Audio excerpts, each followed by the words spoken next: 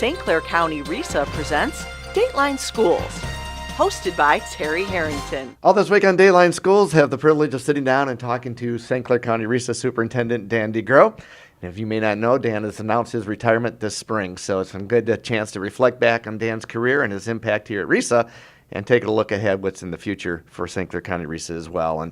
And Dan, one of the things that you're leaving that's being implemented is the new requirements from the state of Michigan for teacher evaluation, administrator evaluation, superintendent evaluation, and all of that. What is your take on all that, and what's involved in putting that all together? Well, first off, none of it's new in the sense that we've always evaluated teachers. We've always evaluated administrators, superintendents. So it's not new. It's just they're implementing a statewide system, giving us some choices. So, I mean, I don't think it's the end of the earth.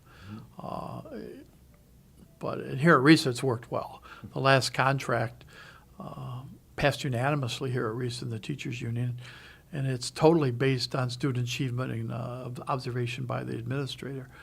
And but we have room for teachers to that are highly effective to get significant salaries. We have master teachers. So our teachers have embraced the future in that regard. That's to their credit.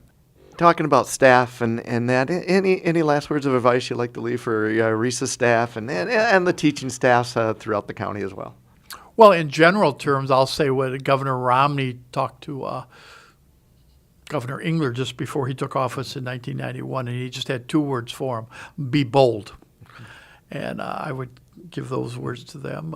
Some of the changes we didn't get done, I would have loved to, have been things like new research clearly shows high school students shouldn't be attending class before 8:30, maybe 9 o'clock, the way their brains aren't developed yet. And yet, we're going to drag them in there at 7:15, 7:20, no matter what, because it works for adults. We have Woodlands and Cleveland there during year-round school.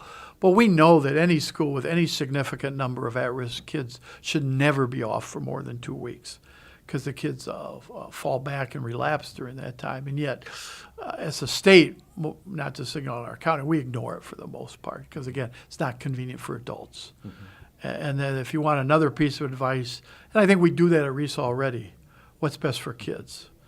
Too often I see school districts run on what's best for adults because they run them. And that's not the same. Mm-hmm. Great. And I know the Board of Education has selected or named Kevin Miller to be your successor here in the superintendent's chair. As you walk out that door, what's the last advice you're going to give to Kevin?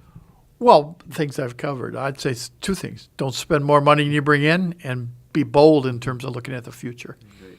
Well, Dan, thank you for your service and congratulations. Thank you.